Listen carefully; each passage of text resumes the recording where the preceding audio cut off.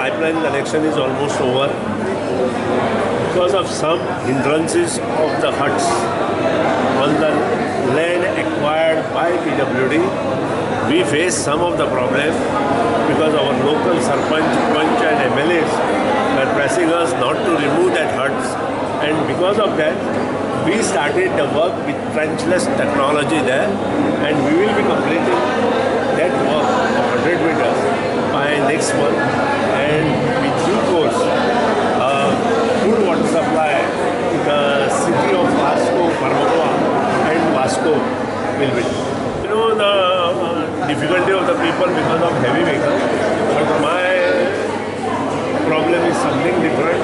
Because of forest, we could not proceed with the work.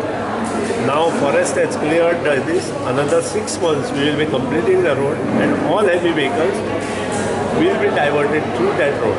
If any present circumstances, any problem is there, I will see that the heavy vehicles will be diverted from Borin then to